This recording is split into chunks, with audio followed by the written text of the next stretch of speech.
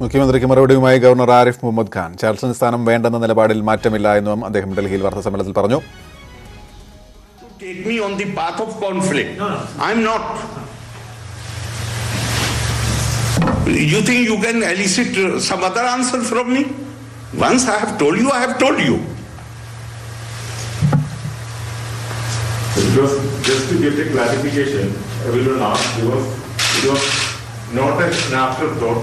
You are sticking to the same position from the beginning.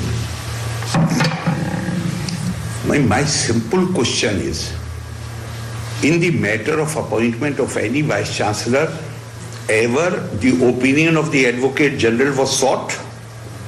Why in the case of Kannur, opinion of the Advocate General came?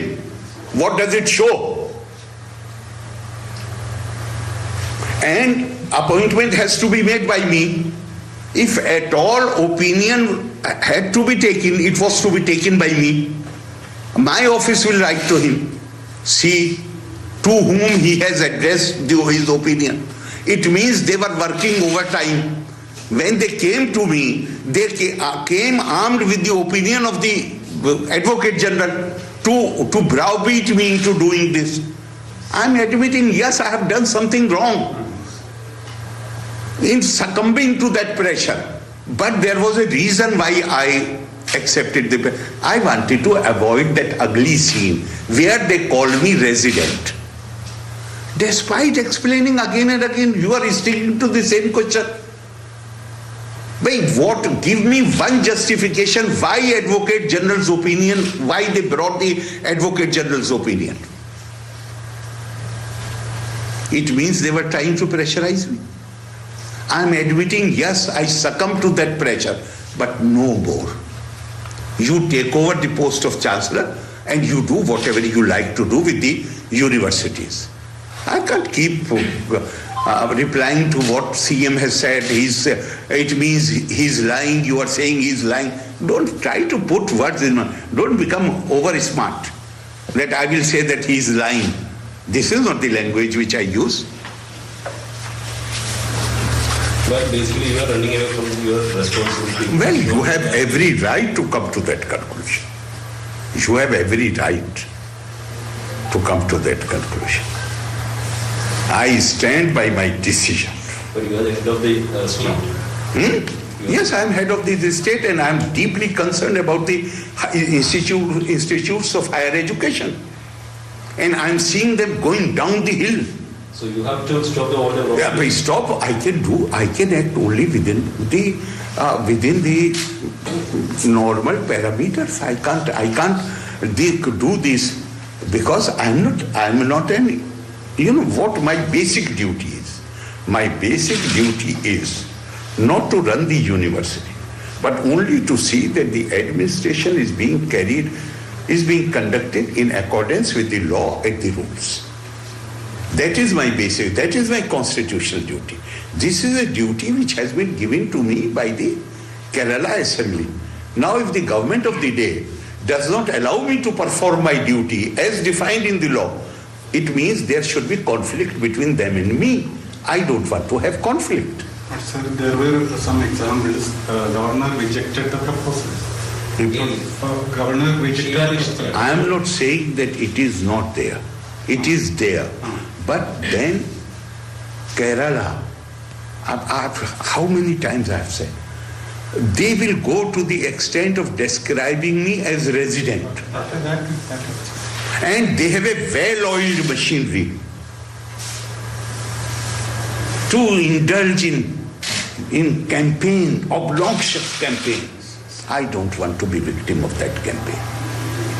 Just for clarification, in any communication ban between you and... I have already told you only once during this period since on 6th I tried to speak to Chief Minister. For 48 hours there was no response. Tried to, on 6th? Listen carefully. I am not going to repeat it again and again. 6th, I tried to bring these things to his notice.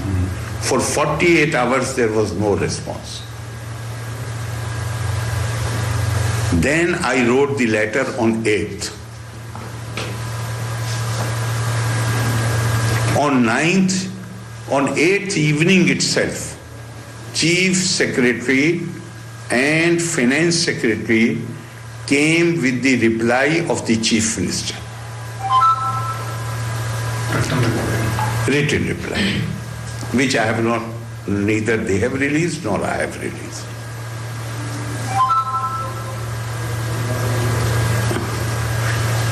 And after meeting the Chief Secretary and the Finance Secretary and giving my response to the letter, I was hoping that CM will contact me personally, either on phone or whatever mode he decides to adopt. There was no response for anyone.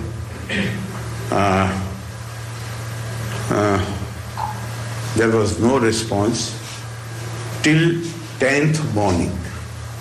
10th morning, my office received a call that Finance Minister, CM has asked the Finance Minister to see me on 10th morning. I said I will meet because he is again നിലപാടിൽ coming ഉറച്ചു for the നിൽക്കുകയാണ് first time. Governor. Abhilash കുടിച്ചിരുന്നു. അഭിലാഷ്, ക്ഷുഭിതനായി തന്നെയാണ് അദ്ദേഹം പ്രതികരിക്കുന്നത്. തീർച്ചയായും ഗോപികൃഷ്ണൻ, നിലപാടിൽ നിന്ന് ഒരു തരി പോലും ഗവർണർ പിന്നോട്ട് പോയിട്ടില്ല. സർവകലാശാലകളുടെ രാഷ്ട്രീയ നിയമനത്തോട് ഒരു തരത്തിലും യോജിക്കാനാവില്ല എന്ന് തന്നെയാണ് അദ്ദേഹം ആവർത്തിക്കുന്നത്. പ്രത്യേകിച്ച് ഈ ചാൻസലർ പദവി എന്നത് ഭരണഘടനാ പദവി അല്ല എന്നതുകൊണ്ട് തന്നെ തനിക്ക് അത്തരം ഒരു ഉത്തരവാദിത്വത്തിൽ തുടരേണ്ട പശ്ചാത്തലം ഇപ്പോഴില്ല. അത് മുഖ്യമന്ത്രിക്ക് തന്നെ ഏറ്റെടുക്കാം. അല്ല എങ്കിൽ നിഷ്പക്ഷമായ സമീപനം സ്വീകരിക്കാനേ തനിക്ക് സാധിക്കുകയുള്ളൂ. ഇതിൽ താൻ രാഷ്ട്രീയമല്ല സംസാരിക്കുന്നത്, നിഷ്പക്ഷമായി ഗവർണർ എന്ന നിലയിൽ എല്ലാ മുഖ്യമന്ത്രി പറഞ്ഞ രണ്ട് കാര്യങ്ങളായിരുന്നു. കണ്ണൂർ വി സി നിയമനത്തിൽ ഗവർണർ ഒപ്പിട്ടതാണ്, കാലടിയിൽ ഒരു പേര് മാത്രം പറഞ്ഞു. അത് രണ്ടും അങ്ങനെയല്ല എന്നാണ് ഗവർണർ പറയുന്നത്, അല്ലേ?